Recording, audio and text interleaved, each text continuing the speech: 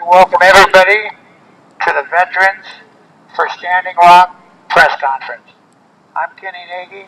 I was a QM in the United States Navy. The reason I'm here today is yesterday in Standing Rock, 4 veteran response members were arrested by No Deep APL. This is to call for the immediate release of all veterans and all their allies being held prisoners of war by domestic and foreign terrorists in the state of North Dakota. Leanne?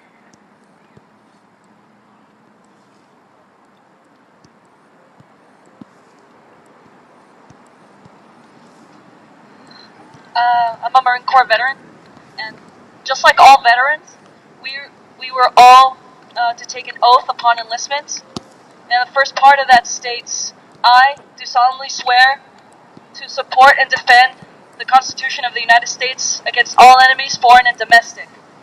Foreign and domestic. Let's analyze that. The domestic enemy here is the United States government itself, and it's been committing acts of terrorism against innocent people and the environment at Standing Rock. And the veterans that also took that same oath were there at Standing Rock doing exactly that. Just defending the Constitution, defending the Native people's right to gather peacefully and protest and protect their natural rights to clean water and a pristine environment. But they were arrested for that. They were arrested for just trying to help people. They were arrested for defending the people there. That's an injustice, and we will not stand for that. Thank you. Now, this gentleman right here is Neil Conway. He's the chairman of Veterans Respond, and he'd like to say a few words and give us all an update from Standing Rock.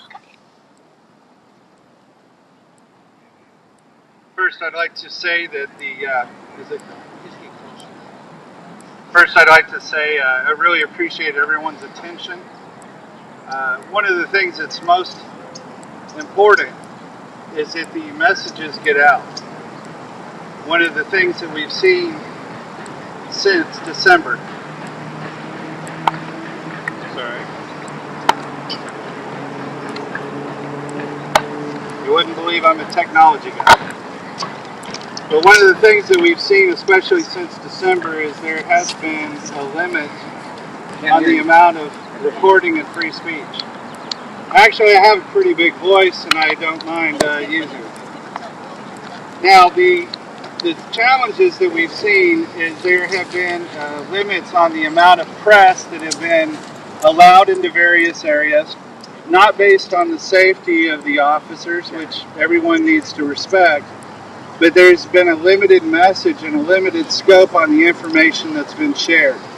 There's been a lot of misinformation from the CEO of Energy Transfer Partners. Apparently you can't hear me, and that's the first time in my life anyone's ever said that. So repeating, the CEO of Energy Transfer Partners, I hear the difference. Rage Against the Machine, rock on. So, Energy Transfer Partners CEO has stated multiple times that he regrets that the engagement didn't begin earlier. There's been press releases indicating that various people were involved in this action or that action, and the truth is, as Leanne mentioned, what has really been happening has been a limit and an abridgment of people's right to speak, to assemble, for people in the press to report. Yesterday, ABC News was apparently the only organization that was allowed to record the events without being molested or arrested. One member, Eric, forgive me, I don't remember the last name, was engaged in a conversation with law enforcement before he was taken down and his hip was injured. Other people have been arrested just for reporting the news with their phone. This is a limit on our First Amendment rights, and like Leanne, I am involved with this because it is not right for the U.S. government or any other power to restrain our voice. And by our voice, that voices not only the veterans but any citizen to peacefully assemble in any area that is not criminal. That is the guarantee of the First Amendment. And it comes first because it's the most important guarantee for our exercise of our constitutional rights.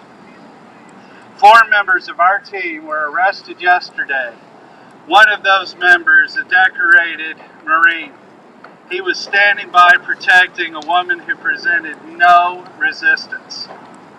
She wasn't out by the timeline, I understand, but we didn't need law enforcement coming down with automatic weapons and engaging people who present no threat, and we don't need to have everyone arrested.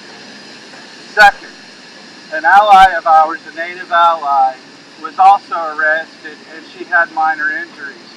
She was personally managing the care for the grandmother. Another member of our team, Evan, was working with law enforcement, had gotten approval to have more time to move this same grandmother, and apparently the agreement was broken by law enforcement. I don't know all the facts, no one does. The situation there is always chaotic. But I understand that when you compare this situation in Oceti-Sakowin, Oceti, Oyate, and when you compare it with the Sacred Stone Camp, there have been multiple times where law enforcement, even the council, has used intimidation to discourage people from coming to exercise their First Amendment rights. What is the status on the veterans? The members of our group have all been released, but I understand that many other veterans and non-veterans, especially those involved in the media and presentations, have still been detained. Wasn't Ed Higgins part of the media? Yes, he is someone that we've worked with. He's not directly a member of our group. And yes, he was acting with full press credentials clearly in sight at the time of his arrest. Do you have any idea how many others were arrested, or it's just a number? Specifically yesterday, I do not know. I know over the past couple of days we've had a fair estimate is probably between 70 and 100. What would you like to say to the veterans that are out there that want to help? Well, I think it's important for veterans to remember their oath. It does say protect and defend, I believe. And the important part about that is when we look at foreign and domestic, we've grown up in a culture where a lot of our rights have frankly been taken for granted. People have surrendered their lives. Yesterday, there was a remembrance of the raising of the flag at Iwo Jima. And Ira Hayes, a Pima native, was one of the veterans who risked his life to go up to the top of the hill to provide moral support for the rest of the troops. And yet, on that same day, a grandmother, also a Navy veteran, was arrested.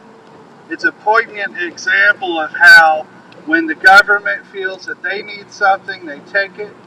When there is a resource, like in the Black Hills, they take it.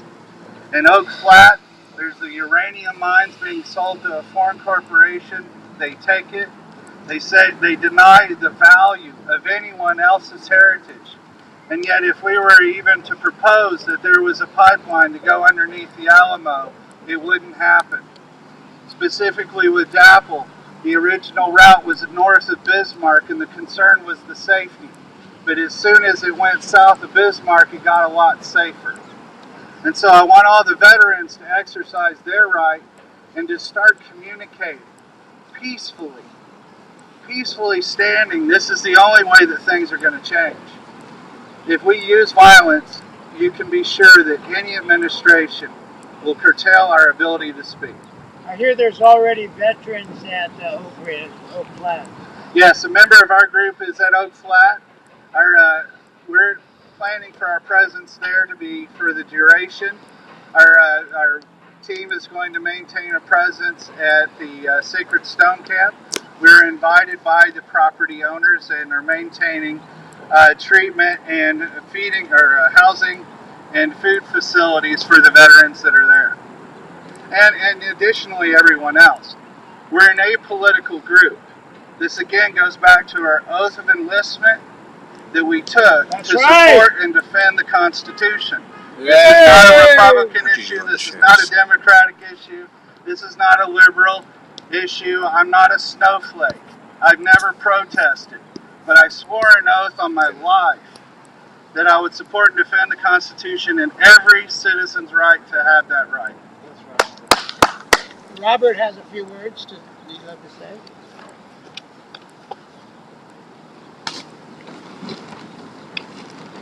Hi everybody, my name's Robert Leahy.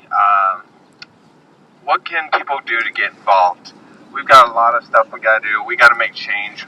We gotta stand up as veterans. You know, we cannot allow this sort of thing to go and people not speak out about it. Our own veterans, people who have put their lives on their line for years in defense of this nation, are being arrested because they're still defending the people of this nation as civilians, as veterans. We need to have a voice once again. And so I encourage everybody to reach out to somebody, get involved. For those of us here in Los Angeles, we've now relaunched the Veterans Democratic Club of Los Angeles County. Get involved. It's not that hard. It takes one person to stand up and say, hey, I want to do something. I want to make a change. You know what? Stand up, be that person, speak out, get involved, and the people will come to help you. But you got to stand up. Woo! I'd just like to say to members of Congress, the Senate, and the other branch, I'd like to say shame on you. You guys should have some guts. You know, we elected you officials. America wants change.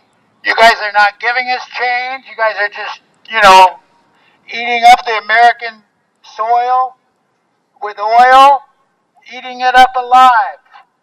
I think that Standing Rock is the first point of contention.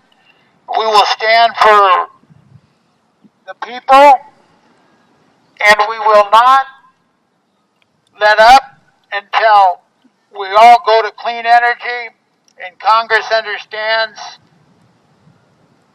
that they bad. Thank you. Woo!